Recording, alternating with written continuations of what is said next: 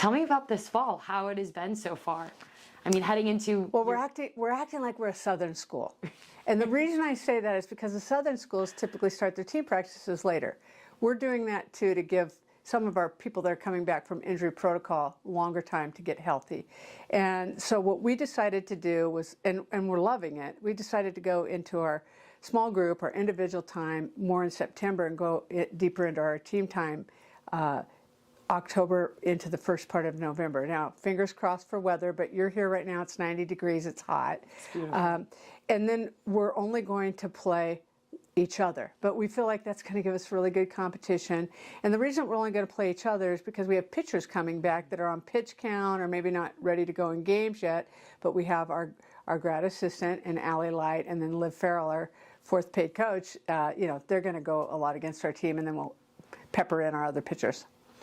Already there has been so much buzz and excitement around the new faces. You're bringing in 10 new players, 6 transfers, 4 incoming freshmen. What has it been like already for them getting integrated within your system? Yeah, it feels like it's been fairly seamless, but let me tell you why. The commitment from the transfers, all of them got here for our second 5 weeks of summer school. And that was quite a commitment because, you know, they all committed at different points in time.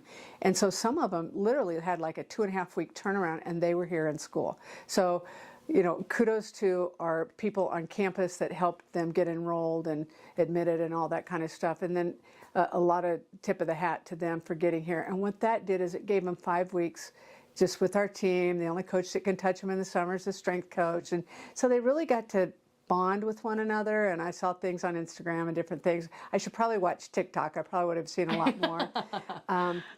And so then when we start school, it doesn't feel foreign. But the other thing that I think that really helped is all the transfers were second time around folks. Like 3 of them are returning to Nebraska, so many of them had played with each other.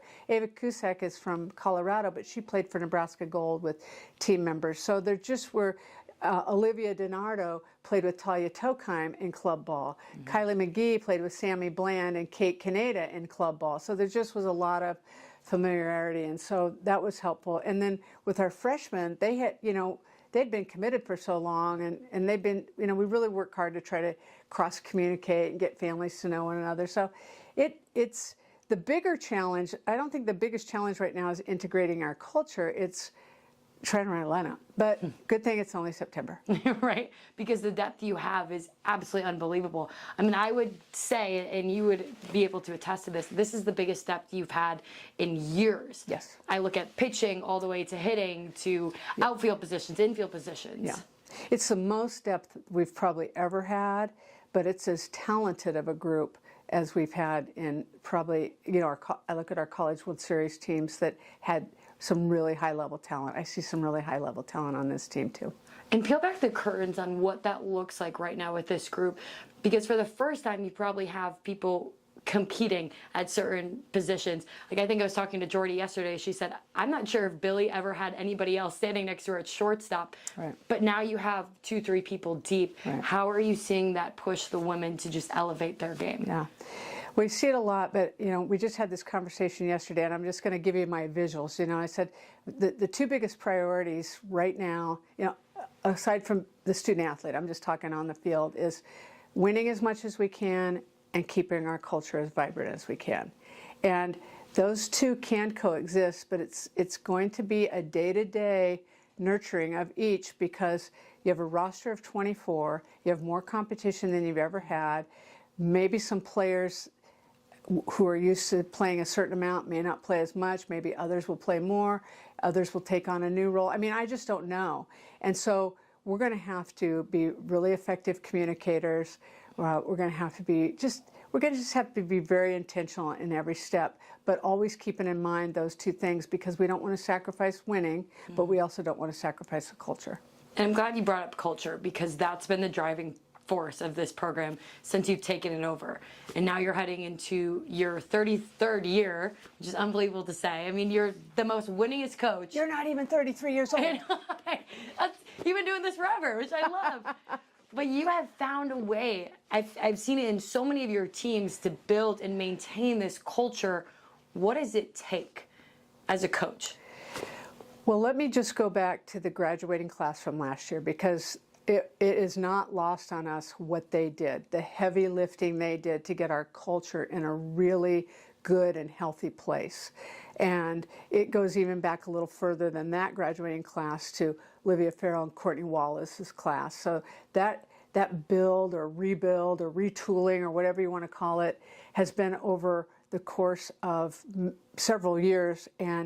But through, just creating standards that we were going to stay with, creating, like some of our values are just building deep and trusting relationships. Well, I could talk to you for an hour about what are the ingredients for that, and how we value that as a team in our clubhouse, on our field, and in the locker room. And so all of that is really important. But I think probably the biggest thing I can tell you that I've learned or relearned or reinforced about culture is there are no days off.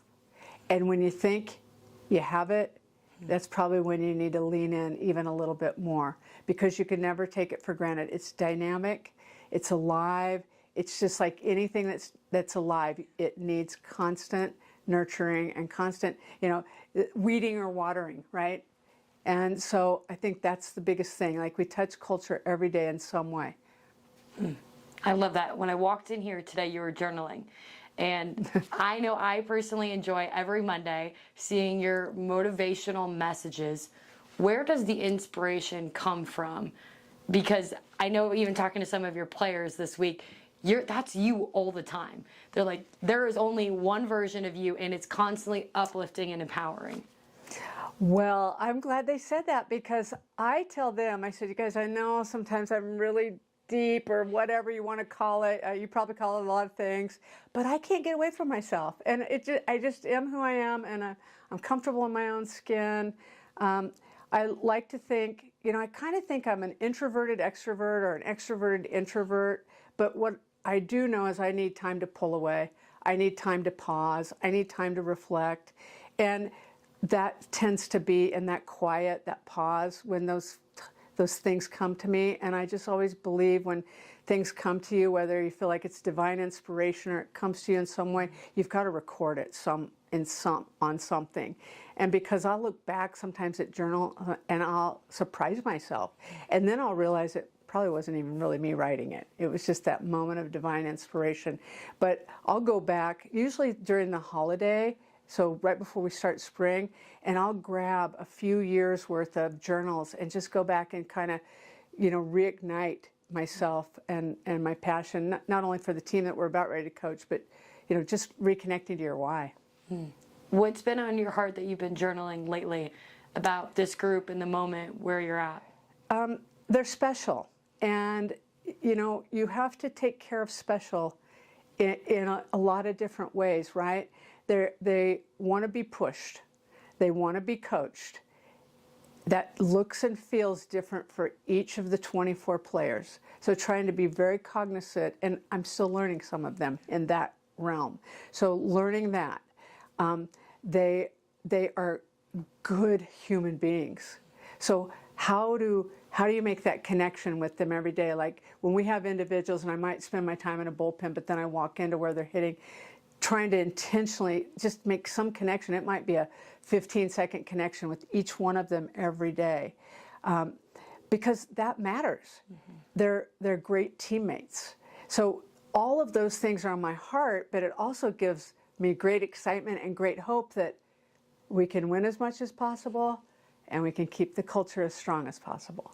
Absolutely. And I want to talk about the 6 players you have coming in, and I want to ask you why them. Because from an outsider perspective, obviously you have 3 from Arkansas. You mentioned all the ties in terms of bringing Ava and Wisconsin, but then you're also Arizona State. Why these women?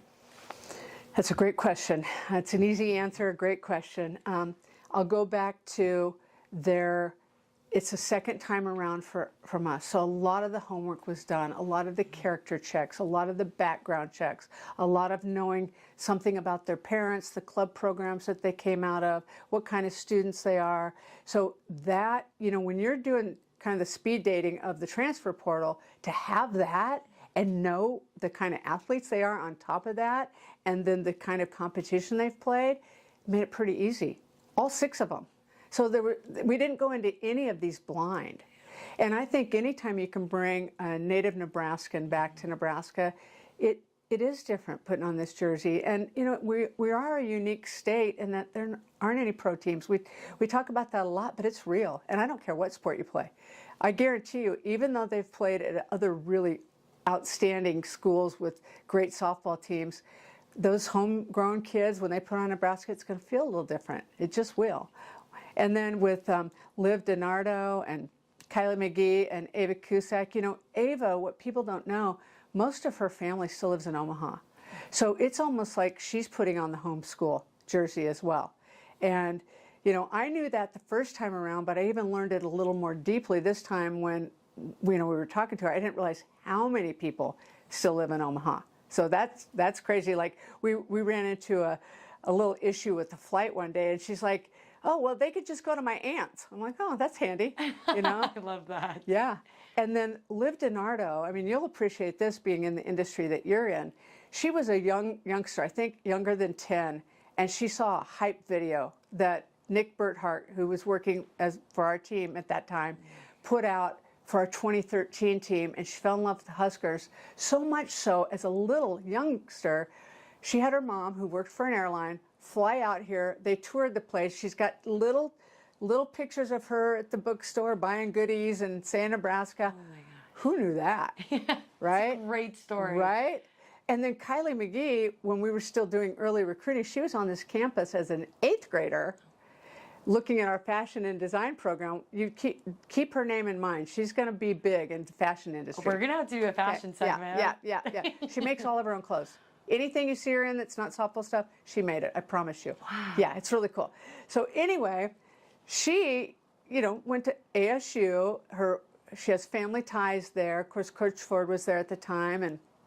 But then, so the second time around with her, it just felt like, okay, this seems pretty natural.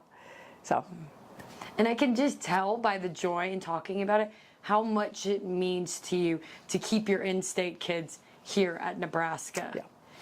When I look at even your freshman class, you have 2 coming in from Nebraska, 1 from Lincoln. Mm-hmm. You mentioned a little bit, but can you elaborate on how special it is and what you see from those players when it is their home state they're representing, how it means just a little bit more, maybe? I think, you know, it maybe does mean a little bit more, but what they also do is they help the other players understand exactly what it does mean so they can experience it at a deeper level too.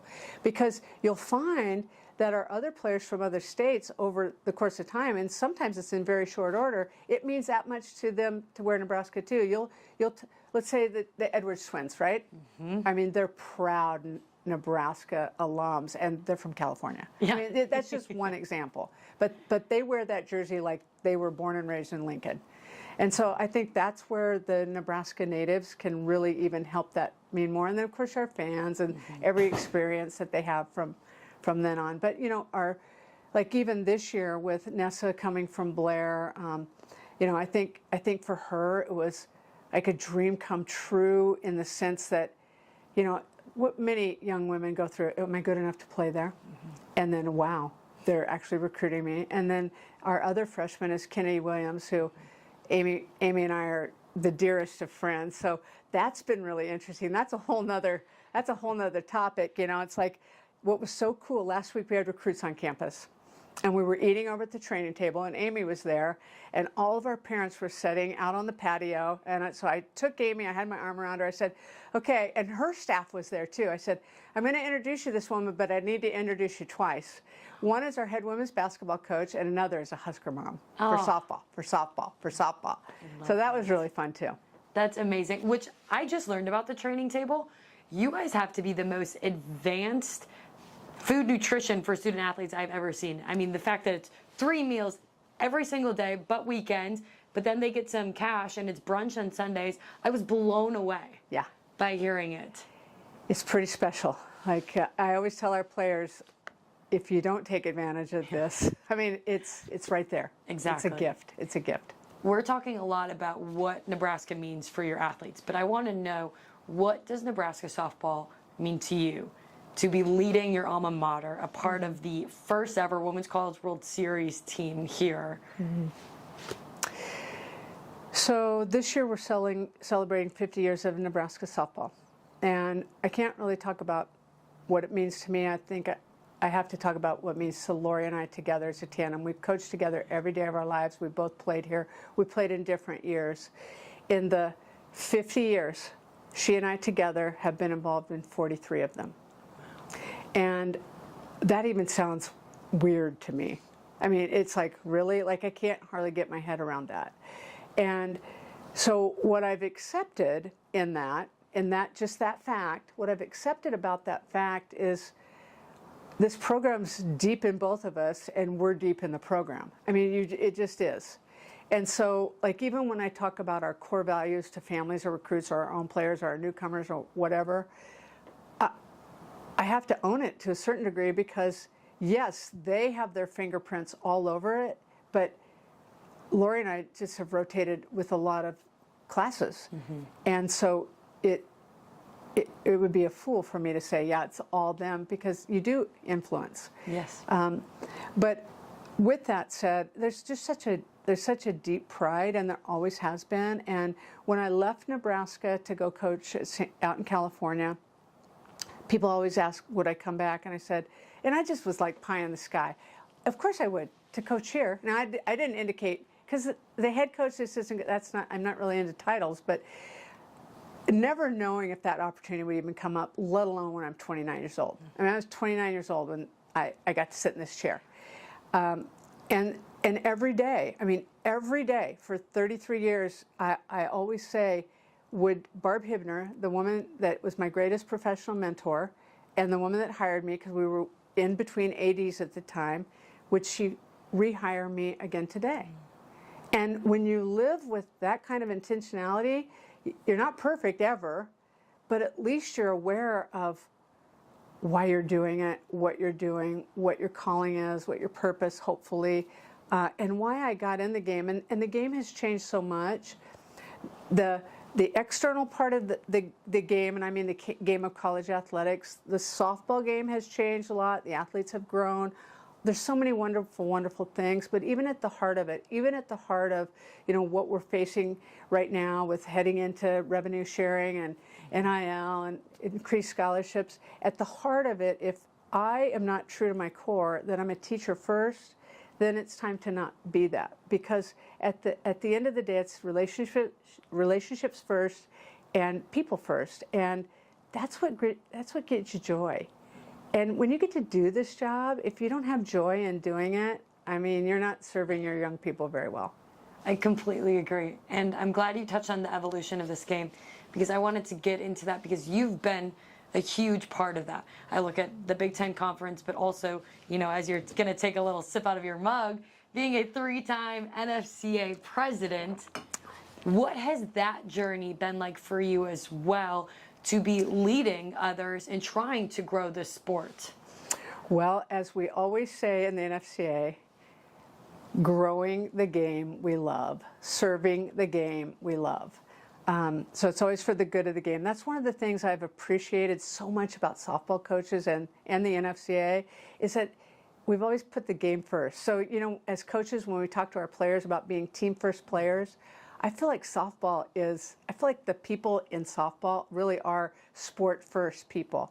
And so that's been really wonderful. And I think that's why the game has grown so much, whether it's on your end with the media and ESPN and the Big Ten Network and all on down the line. All of that has garnered to the filling of our stadiums, to, here we go, sponsorships, NIL deals. I mean, I think that's a tribute to, it's a fundamental tribute to all the people that touch this sport, that they put the sport first, and they put the sport's best interest first.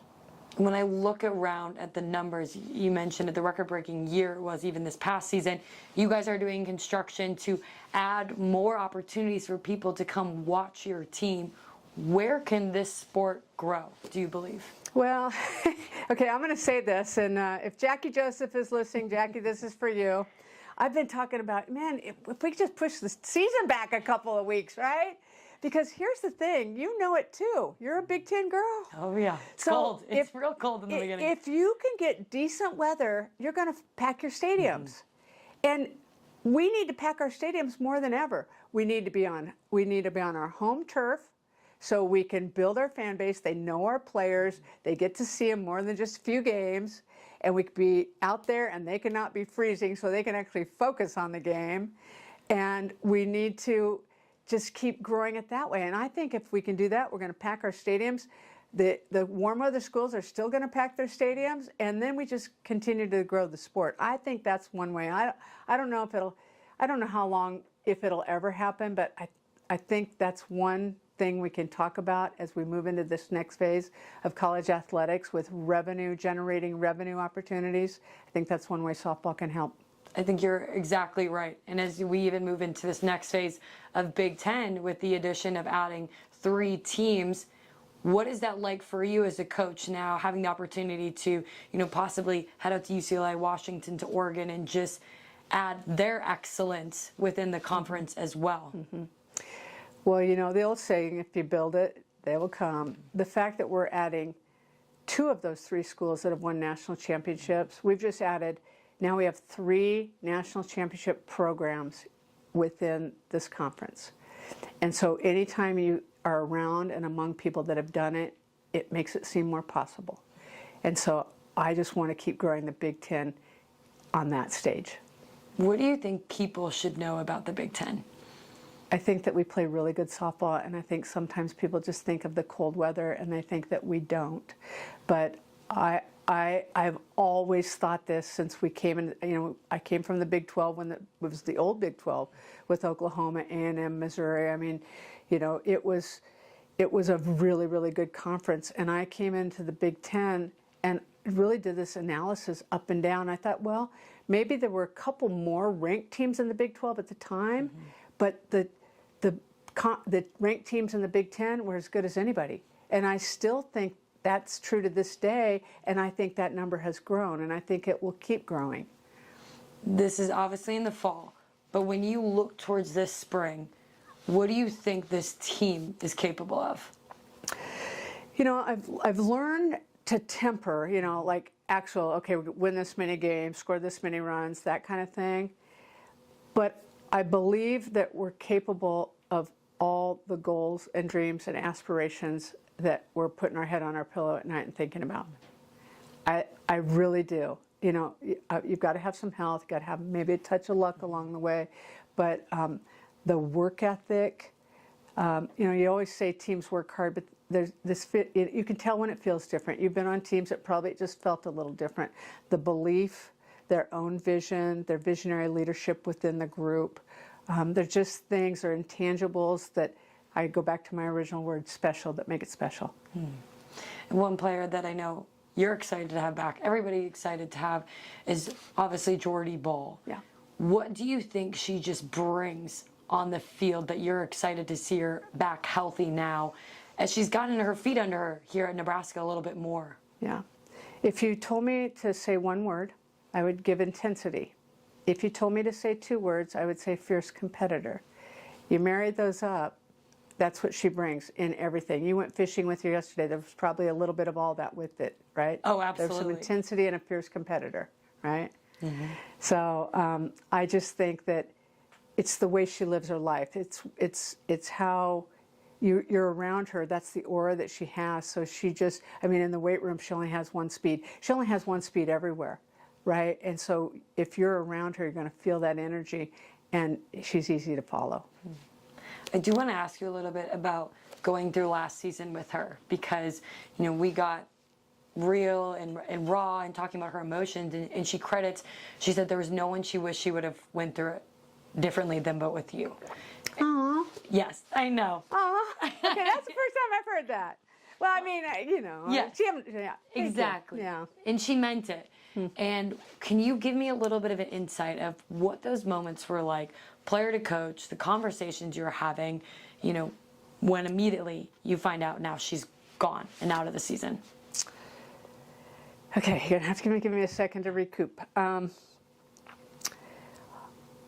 She and I both I think what we really share in common is that we both, not that things happen for a reason, but when things do happen, we're both leaning on the same source of strength.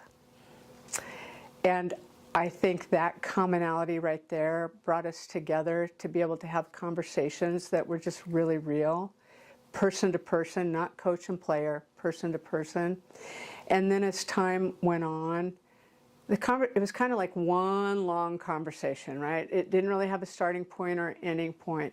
But as time went on, and just like I said, I'm really reflective, so is Jordy. I mean, she's really a very deep thinker. And so she would share something that she had thought, and I'd say, I've been thinking about that too. And the conversation just evolved to where, I at one point in time said, I'm really grateful for this time. I hope this doesn't sound bad, but I'm really grateful for this time because I've gotten to know you more as a person.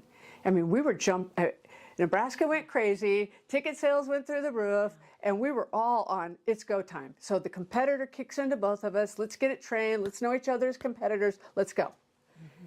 And we didn't have that time to really go, who are we as people? Again, because I've known Jordy for a long time. There were times when she was a youngster, and she was committed to Nebraska, and of course I couldn't call her, but she'd call me and say, hey coach, can we just talk for a little while? So we had some of that, but she was a lot younger. Mm-hmm. And so then when we had time to just not even talk softball, I think it just created a whole new lane for us. And so coming back now to softball, it's just a lot wider road that we're traveling together. What do you think is the thing you've learned most about Jordy during that time? Oh, probably what I've learned most is just reinforcing what I thought from before. Because again, she's been who she is forever. She's got a heart of gold. She's got a huge heart. I think sometimes she's misunderstood. Let me restate that. She's such a competitor that people might not realize off the field she's just a love. Like, there's not a little girl she's not going to stop and take the time and give to them because she was once that little girl. I mean, not everybody does that. Not everybody does that.